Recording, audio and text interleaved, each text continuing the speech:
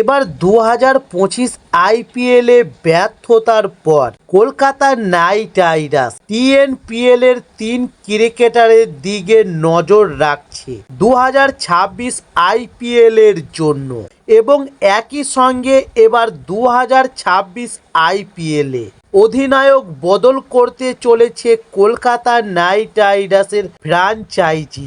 তাই অধিনায়ক হিসেবে এবার 3 জন ক্রিকেটারের নাম সামনে এসছে। তাই চলুন 2026 আইপিএলে কলকাতা নাইট রাইডার্সের দলে যে পরিবর্তনগুলি এবার দেখতে পাওয়া যাবে তাই সেগুলা জানার জন্য সম্পূর্ণ ভিডিওটা দেখার অনুরোধ রইল। চলুন শুরু করি। 2026 সালের আইপিএল ইন্ডিয়ান প্রিমিয়ার লিগের জন্য এবার কলকাতা নাইট রাইডার্সের খবর এখনো আসেনি, তবে আইপিএল 2025-এর পারফরম্যান্সের ভিত্তিতে 2026 সালের জন্য কে আর কিছু খেলোয়াড়কে ছেড়ে দিতে পারে বা নতুন খেলোয়াড় দলে নিতে পারে। তবে কে আর 2024 সালের আইপিএল জিতেছিল, কিন্তু 2025 সালে তারা ভালো ফল করতে পারেনি এবং প্লে অফে উঠতে ব্যর্থ হয়েছিল। তাই এবার 2026 আইপিএল এর জন্য কে আর তাদের দল গঠনের ক্ষেত্রে কিছু পরিবর্তন আনতে পারে, যেখানে কে আর সাধারণত তাদের দলের খেলোয়াড়দের ধরে রাখে, তবে কিছু খেলোয়াড়কে ছেড়েও দেয়। তাই 2025 সালের পারফরম্যান্সের ভিত্তিতে এবার কিছু খেলোয়াড়কে 2026 সালের আইপিএল এর জন্য ছেড়ে দেওয়ার সম্ভাবনা রয়েছে। যেমন ভেঙ্কটেশ আয়ার, যিনি গত মৌসুমে ফর্মের অভাবে ভুগেছিলেন। এছাড়াও কে আর কিছু নতুন খেলোয়াড় দলে নেওয়ার চেষ্টা করবে, যারা দলের শক্তি বৃদ্ধি করবে 2026 আইপিএলে।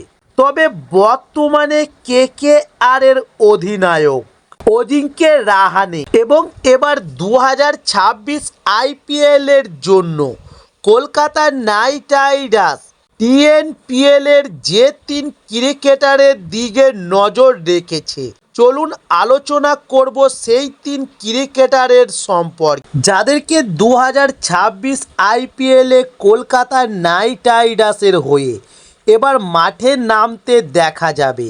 যেমন নাম্বার 1 তুষার রাহাজে। তবে তুষার রাহাজে একজন উইকেট রক্ষক ব্যাটসম্যান, যিনি 2025-এর টিএনপিএল এর টুর্নামেন্টে একটি রোমাঞ্চকর টুর্নামেন্ট কাটিয়েছিলেন এবং তিনি ত্রিপুর তামিজান্সকে শিরোপা জেতানোর মাধ্যমে এটি শেষ করা একটি নিখুঁত করে তুলবে। তবে তুষার রাহাজে টিএনপিএল এর টুর্নামেন্টে 400-রও বেশি রান করা 2 জন খেলোয়াড়ের মধ্যে একজন এবং টিএনপিএল এর টুর্নামেন্টে যৌথভাবে সর্বাধিক অর্ধশতরান 4টি এবং তিনি একজন উইকেট কিপার হিসেবে যিনি ব্যাটিং শুরু করতে পারেন। তাই কলকাতা নাইট রাইডার্স এবার শোনা গিয়েছে যে কুইন্টন ডি কককে ছেড়ে দিতে পারে। তাই এখন কলকাতা নাইট রাইডার্সের 2026 আইপিএল এর জন্য একজন উইকেট রক্ষক ব্যাটসম্যানের প্রয়োজন হবে। তাই এবার 2026 আইপিএলে কলকাতা নাইট রাইডার্সের সেই অভাব পূরণ করতে পারে তুষার রাহাজে। তাই মনে করা হচ্ছে 2026 আইপিএল এর জন্য এবার তুষার রাহাজেকে দলে নেবে কলকাতা নাইট রাইডার্স। এবার জানুন নাম্বার 2 সোনু যাদব। তবে সোনু যাদব নেল্লাই রয়্যাল কিংসের জন্য এটি একটি ভোলার মতো টুর্নামেন্ট ছিল, কিন্তু সোনু যাদবের জন্য নয়, যিনি টুর্নামেন্টে মাত্র 7 ম্যাচে 11.81 গড়ে 16 উইকেট নিয়ে প্রভাব ফেলেছিলেন। এই মাঝারি পেসার প্রতিটি খেলায় কমপক্ষে একটি করে উইকেট তুলেছিলেন, যার মধ্যে তার সেরা ছিল ৩৩ রান খেয়ে ৩ উইকেট আই ড্রিম ত্রিপুর তামিজান্সের বিপক্ষে। তবে ব্যাট হাতে তিনি তেমন দক্ষ নন। টুর্নামেন্টে ১৩৩ স্ট্রাইক রেটে ১৩৩ রান করেছিলেন। ৫ থেকে ৮ নম্বরে ব্যাট করে থাকেন। তবে এবার ২০২৬ আইপিএলে কলকাতা নাইট রাইডার্স যদি মনে করে মাঝারি পেসার নেওয়ার প্রয়োজন আছে, তাহলে সোনু যাদবের কথা ভাবতে পারে এবার কলকাতা নাইট রাইডার্সের কর্ণধাররা।